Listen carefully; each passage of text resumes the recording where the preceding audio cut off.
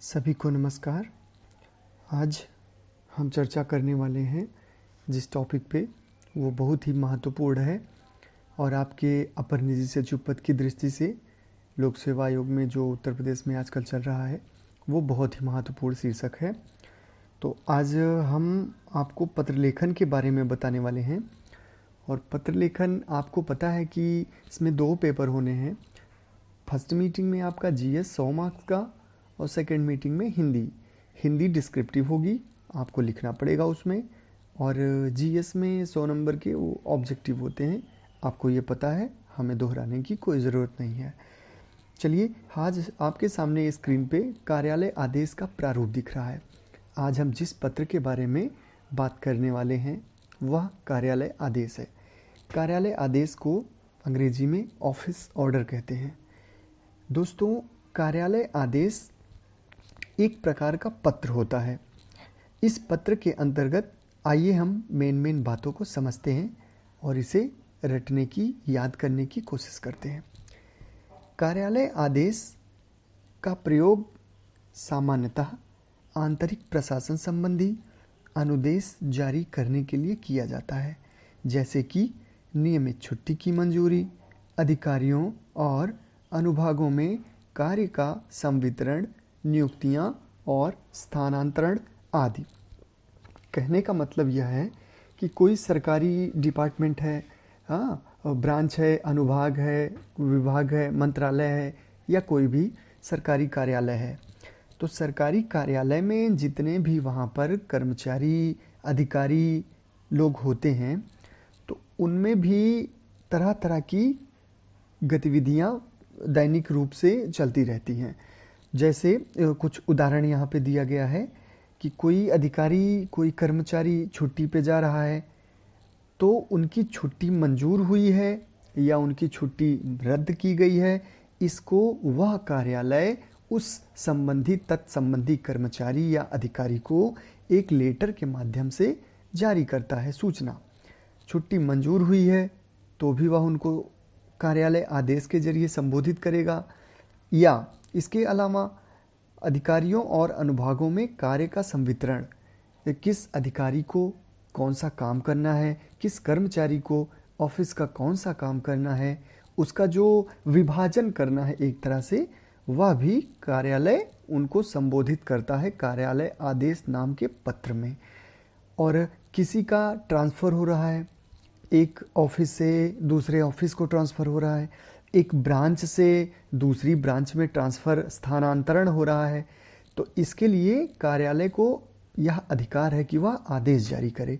तो जिस आदेश के माध्यम से वह ट्रांसफ़र की बात को उससे संबंधित कर्मचारी या अधिकारी को बताता है, वह कार्यालय आदेश कहा जाता है। नियुक्तियाँ, दोस्तों, इसी तरह से जैसे कोई नया व्यक्ति, नया कर्मचारी या नया अधिकारी किसी कार्यालय में ज्वाइन करता है, नियुक्त किया जाता है, तो उसके लिए भी ऑफिस ऑर्डर आता है।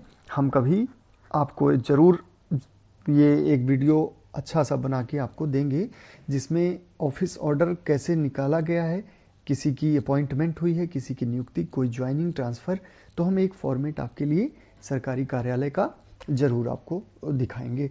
तो इसमें आप ये समझिए कि कार्यालय आदेश एक तरह का ऐसा पत्र होता है या पत्र का वह प्रकार होता है जिसमें किसी एक कार्यालय के अंदर होने वाली कई प्रकार की गतिविधियों को शामिल किया जाता है, जैसे छुट्टी, स्थानांतरण, नियुक्ति इत्यादि। चलिए, इसकी ड्राफ्टिंग पे एक नज़र डालते हैं। नमूना, ड्राफ्ट कहते हैं नमूना को। तो आपको पेपर में जो भी पिछली बार का एपीएस का पेपर था, तो उसमें परिपत्र और अधिसूचना, ये 2 चीज़ें लिखने के लिए आई थी। तो प्रश्न ये था कि दोनों का उदाहरण देते हुए आप उनको उनकी परिभाषा दीजिए। परिभाषा और उदाहरण दोनों चीज़ें देना था। तो उसका मतलब ये था कि आप सर्कुलर या परिपत्र के बारे में भी थोड़ा सा लिख दीजिए कि क्या होता है, कहाँ जारी किया जाता है, और अधिसूचना के बारे में भी, और फिर उनका एक ड्राफ्ट दे दीजिए। याद रखिएगा, लेटर राइटिंग में ड्राफ्टिंग का ही पूरा महत्व होता है। आपको 10 में से अगर 1 लेटर आपको लिखना आया है एग्ज़ाम में, तो 10 में से 6 से 7 नंबर आपको ड्राफ्टिंग पे ही मिलना है, इसलिए ड्राफ्टिंग पे आप बहुत ध्यान देंगे। चलिए देखते हैं। आपके सामने ये कार्यालय आदेश का नमूना है। इसमें सबसे पहले बीच में आपको संख्या लिखनी है। संख्या उस पत्र की संख्या होती है जिसे कार्यालय जारी करता है। तो आपको चूँकि ड्राफ्ट देना है तो आप संख्या लिखिए, उसके बाद खाली स्थान छोड़ दीजिए। उसके ठीक नीचे भारत सरकार, फिर भारत सरकार के ठीक नीचे खाली स्थान विभाग, कौन सा विभाग है, कौन सा कार्यालय है, तो उसका नाम वहाँ पे लिखा जाएगा। इसके नीचे दाहिनी साइड में आपको स्थान लिखना है और दिनांक लिखना है। एक चीज़ आप ये भी कर सकते हैं कि जैसे यहाँ नई दिल्ली कॉमा दिनांक 22 फरवरी 2009 लिखा है, तो आपको अगर स्पेस कम हो रहा है तो आप नई दिल्ली ऊपर कर लीजिए और दिनांक को नीचे कर सकते हैं। ये तो आपका एक मैटर हो गया। दूसरी चीज़, अब आपको बीच में ही कार्यालय आदेश हेडिंग डालना है, हेडलाइन टाइप की, और पैरा बनाते हुए आपको लेफ्ट हैंड साइड से शुरू करना है लिखना। जैसा कि इसमें आप देख रहे हैं, इस विभाग के स्थायी अवर श्रेणी लिपिक श्री, आपको नाम नहीं लिखना है। आप जानते हैं किसी भी प्रकार के पत्र व्यवहार में हमें नाम, रोल नंबर, ये सब चीज़ें नहीं लिखनी होती हैं। इस विभाग के अस्थाई अवर श्रेणी लिपिक श्री XYZ को डैश से डैश तक, मतलब कि इस तारीख से इस तारीख तक, जैसे 1 तारीख से 5 तारीख तक 5 दिन हो गए तो डैश 5 दिन की अर्जित छुट्टी मंजूर की जाती है और उन्हें अपने छुट्टी से पहले डैश को पढ़ने वाली डैश की सार्वजनिक छुट्टी जोड़ने की अनुमति भी प्रदान की जाती है। अब डैश वाली जगह को थोड़ा सा समझ लीजिए। हालांकि आपको एज इट इज़ बिल्कुल ऐसे ही पेपर में लिख देना है, लेकिन जो समझने की चीज़ है वो इनमें डेट डाली जाती है। ये प्रॉपर फॉर्मेट होता है। कोई भी गवर्नमेंट ऑफिशियल है तो वो जब आप भी, आपका सिलेक्शन हो जाएगा लोक सेवा आयोग में, आप अतिरिक्त निजी सचिव बन के बैठेंगे तो आपको भी छुट्टी की आवश्यकता पड़ेगी, तो आप इसी फॉर्मेट में अपनी छुट्टी दर्ज कर सकते हैं। तो इसमें तारीख इतने तारीख से इतनी तारीख तक जितने भी दिन बनते हैं वो हो गई एक बात। और दूसरी चीज़ इसमें दोस्तों, जैसे सैटरडे संडे को ज़्यादातर सरकारी ऑफिस बंद रहते हैं, तो जो सैटरडे संडे बंद है, आप मान लीजिए सोमवार को छुट्टी ले रहे हैं, तो आपका सैटरडे और संडे जो इसके पहले आ रहा है सोमवार से, वो आपका प्रीफिक्स हो जाएगा, मतलब पूर्ववर्ती छुट्टियाँ। इसको आप जोड़ते हैं, इसका भी उल्लेख उसमें करना होता है कि हम सैटरडे संडे को भी अपनी पूर्ववर्ती छुट्टी के रूप में जोड़ रहे हैं। और फिर आप सोमवार से शुक्रवार तक 5 दिन की ये आपकी वर्किंग डे की छुट्टी आपने ली ही है, और इसके बाद फिर आपको सैटरडे और संडे मिल रहा है, तो वो आपका प्रीफिक्स हो गया, अनुवर्ती छुट्टी। तो पहले जो सैटरडे संडे या कोई अन्य छुट्टी आ रही है उसका भी आपको उल्लेख करना है, और आपकी छुट्टी के ठीक बाद कोई छुट्टी या सार्वजनिक अवकाश पड़ रहा है तो उसका भी उल्लेख करना है। तो की सार्वजनिक छुट्टी जोड़ने की अनुमति भी प्रदान की जाती है। आप फिर से पैरा देना है। पॉइंट नंबर 2, अब इसमें पॉइंट नंबर 2 लिखा है, तो इसका मतलब आप भी लिखते टाइम अपने फॉर्मेट में पॉइंट नंबर 2 लिखेंगे। फिर आप स्पेस देंगे बिल्कुल सेंटर में, जहाँ पे इस लिखा है उसी के ठीक नीचे दूसरे पैरा का यह आप लिखेंगे। यह देखते हैं इसको आगे। यह प्रमाणित किया जाता है कि श्री, यदि श्री, फिर आप डॉट डॉट डॉट XYZ का खागा छुट्टी पर न जाते तो उसी पद पर कार्यरत रहते। ये ऑफिस की लैंग्वेज होती है, कार्यालय की भाषा होती है, तो आपको उससे ज़्यादा मतलब नहीं होना चाहिए, आपको बस एज इट इज़ लिख देना है। और उसके बाद आपको राइट हैंड साइड में नीचे, जैसा कि आप सामने देख रहे हैं, ब्रैकेट में उनका नाम रहेगा। आपको नाम नहीं लिखना, XYZ का खागा लिखना है।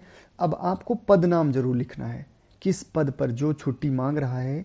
यह जो कार्यालय आदेश आपके सामने है, जो नमूना आपके सामने है, इसमें एक कर्मचारी अपने ऑफिस में छुट्टी की जानकारी दे रहा है और ऑफिस उनको जो है छुट्टी उनकी मंजूर कर रहा है, तो वो छुट्टी मंजूर करने का एक आदेश आपके सामने उदाहरण के रूप में है।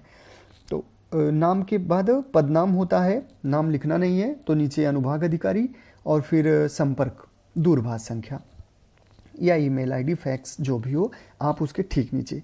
फिर आपको दूसरी तरफ लेफ्ट हैंड साइड में पैरा देते हुए प्रतिलिपि प्रेषित, मतलब यह कॉपी जो कार्यालय ने इस जो ऑर्डर को, ऑफिस ऑर्डर यह जो निकला हुआ है, ये कहाँ कहाँ जाएगा, इसकी कॉपी किसको किसको जानी चाहिए। तो आप पॉइंट में देख रहे हैं ना, पॉइंट नंबर 1 संबंधित कर्मचारी है ना, और दूसरे नंबर पे संबंधित अधिकारी, उनके ऊपर जो भी अधिकारी होंगे उनको सूचना देने के लिए एक कॉपी उनको भी दी जाती है। कार्यालय आदेश फोल्डर, तो एक ऑफिस में, हर गवर्नमेंट ऑफिस में आपकी एक सर्विस बुक बनती है और आपका एक ऑफिस रिकॉर्ड जिसे कहते हैं वो तैयार होता है। तो उनके फोल्डर में भी रिकॉर्ड के लिए एक कॉपी रखी जाती है। और सेवा पुस्तिका, वही आपकी सर्विस बुक, जिस दिन आपका सिलेक्शन हुआ, आपने ज्वाइनिंग किया, उसी दिन आपकी सर्विस बुक बनेगी। वो सर्विस बुक आपके रिटायरमेंट तक काम देगी। हम कभी इस पर भी एक आपको अलग से थोड़ा सा छोटे में चर्चा करके 4 लाइनों में वीडियो आपको बना देंगे, तो बता देंगे सर्विस बुक क्या होती है। तो इसके बाद व्यक्तिगत फाइल, पर्सनल फाइल, मतलब आपकी कोई पर्सनल फाइल है तो एक कॉपी आप इस कार्यालय आदेश की उसमें रख देंगे। तो ये रहा कार्यालय आदेश का एक प्रॉपर फॉर्मेट। आप अगर इसको इसी तरह से 5 या 6 बार, 8 बार, 10 बार, बहुत ज़्यादा टाइम नहीं लगेगा लिखने में इसको, तो 8-10 बार आप अच्छे से प्रैक्टिस कर लेते हैं समझ के, और बिल्कुल जैसे ये लिखा है, पैराग्राफ, लाइन, मार्जिन, स्पेसिंग, पूरी ड्राफ्टिंग ऐसे कि अगर ऐसे ही आप उतार देते हैं, लिख लेते हैं, अच्छे से अभ्यास कर लेते हैं, तो आप 10 में से 8, 8.5 नंबर ज़रूर पा जाएंगे। आपको वर्तनी पर ध्यान देना है। तो आशा है कि ये पत्र आपको अच्छा लगा होगा, और वीडियो में भी मैंने अपने विवेक अनुसार आपको समझाने का प्रयास किया है। और फिर भी अगर कोई चीज़ें रह गई हों, छूट गई हों, ना समझ में आई हो, तो आप हमें कमेंट कर सकते हैं, आप अपनी बात बता सकते हैं। और आपके लिए शुभकामनाएं, और आप जो है इसका बेहतर प्रयास करिए, कि बेहतर अभ्यास करिए। बाकी के दोस्तों जो लेटर्स हैं वो भी हम आपको जल्द ही उपलब्ध कराएंगे। अब चूँकि 2 लेटर्स तो आ गए हैं आपके, सर्कुलर और नोटिफिकेशन, ये पहले वाली एग्ज़ाम में, हालांकि हम बता देंगे, लेकिन इनके इस बार की परीक्षा में आने की चांसेस बहुत कम है।